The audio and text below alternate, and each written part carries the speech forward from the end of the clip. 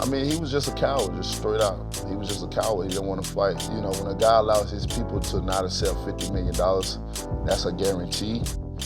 You don't want to fight. You know, when a guy offered me $15 million flat fee, although that's the worstest offer in boxing history pertaining to a fight of this magnitude, they still didn't want it. You know, so with that being said, they don't want to fight. They just want to, you know, trick people, manipulate them, contradict, and just compulsive liars. The only one that's coming off as a liar is Deontay Wilder. Calling Joshua a coward. You can call Joshua a lot of things, but coward is not one of them.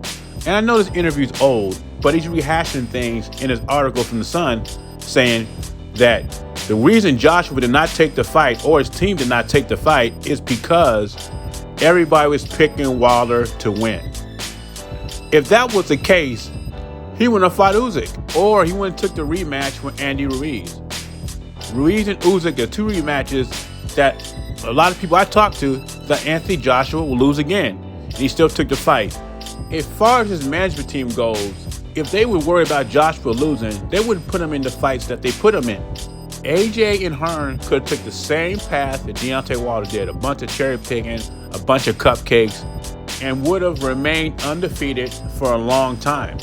Joshua could have easily vacated the WBO belt and fight somebody else underneath Usyk's caliber.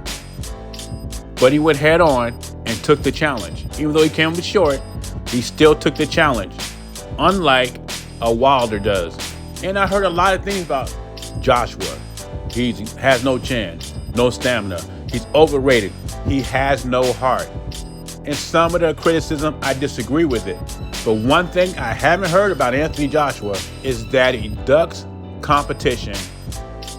And that'd be a lie, because he has the best resume in the heavyweight division. When Wilder said stuff like, I fought the toughest guy in the heavyweight division, Luis Ortiz, one of the top 5 heavyweights, I fought him and everybody else ran from him. Joshua offered Luis Ortiz $7 million, and I don't know if it was his management team or it was him, but it was turned down when Baby Miller tested positive for PEDs. And Wilder fans or fair fanboys can say what they want. They have a right to their opinion. I think the only reason Wilder is talking like that is because he knows this fight is not going to happen.